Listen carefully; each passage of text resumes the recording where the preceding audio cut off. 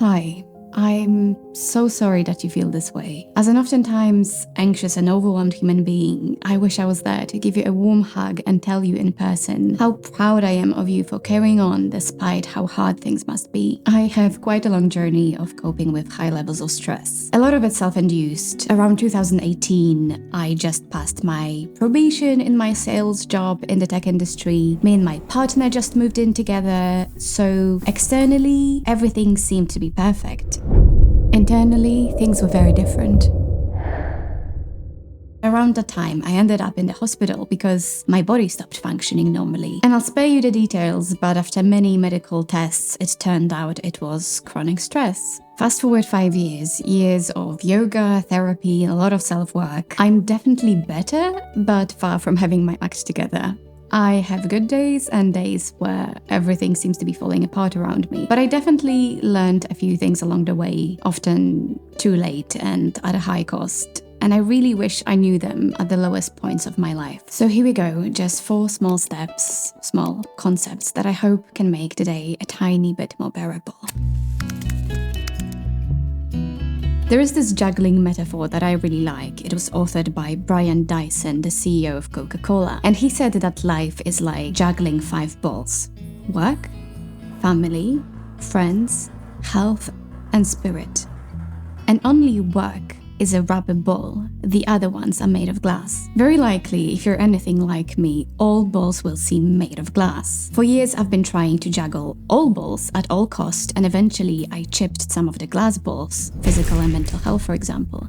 My personal relationships suffered as well because I was so exhausted and worn out after doing everything that I supposedly had to do that I had very little energy to do other things. But the Brian Dyson interpretation of the metaphor with only work being a rubber ball does not help me much because I think it leaves most things in our life high stakes, which leads to being stressed and overwhelmed. When everything is important and everything depends on everything, eventually you can't keep up and everything collapses. What I found more helpful is Dr. Jo Waddell's interpretation. In her theory, work, health, family, etc., and every single thing we worry about is either a glass or rubber ball. For example, a promotion at work, or an argument with a coworker, or a big presentation. So, how to decide which ball is rubber and which one is glass? She leaves us with a few questions that can help us decide. What's the long-term impact of this ball? Will it matter a week from now, a year from now, 10 years from now? Who else cares about this ball?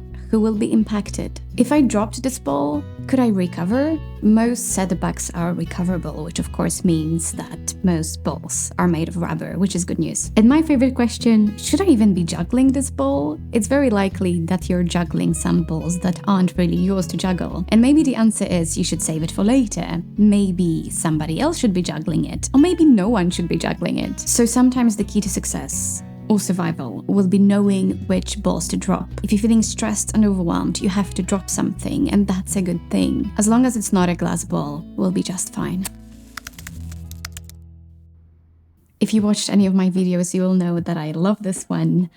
I use the Wheel of Life theory whenever I feel lost, whenever I feel like everything is going wrong and I hate my life and I don't know where to start because I'm so overwhelmed. The Wheel of Life is a tool where a circle is divided into different categories that represent areas of your life. For instance, relationships, family, hobbies. You can use your own categories, or you can use a ready example from a quick Google search, or you can use an app, just type Wheel of Life. So you fill each section depending on how happy you are with it. And it helps as this visual representation of where you are in life and which sections of your life need a tiny bit more attention. For me, it really helps me to prioritize, and also it helps me realize that not everything is bad, and actually there are a few things that I'm happy with.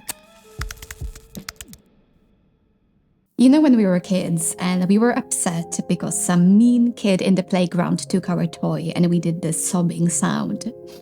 So it's an actual breathing technique called the double inhale, and it's very good for our overall health and well-being. When we're stressed and anxious, our breathing becomes shallow and strained, and the double inhale allows us to reset our breathing cycle. To practice the double inhale, you can follow these simple steps. Sit or lie down in a comfortable position. Place one hand on your chest and the other on your belly. Inhale slowly and deeply through your nose, feeling your belly first and then your chest. Take a second quick inhale through your nose. Exhale slowly and completely through your mouth. Repeat as much as you need.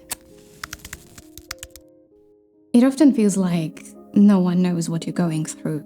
No one understands, and you're completely alone. But despite this feeling, difficulty, pain, and stress are very common parts of human experience. And many people are going through equally or even more stressful and difficult life situations. Many are feeling the same way right now. And that is not to say that knowing that somebody has it bad should make us feel better, but for me, knowing that pain and hardship are human makes me feel a tiny bit more normal and less alone. Whenever I feel bad, I like to read novels or watch movies that beautifully depict moving stories of human struggle. And importantly, I look for works of art that focus on hope and humanity and human triumph in desperate times instead of glorifying pain and trauma. I find a great sense of catharsis from reading or watching stories of those who went through greater struggles than myself and somehow emerged wiser and stronger as a result. If you need a list for some inspiration, let me know. So yeah, art is a great solace whenever I feel stuck or hopeless.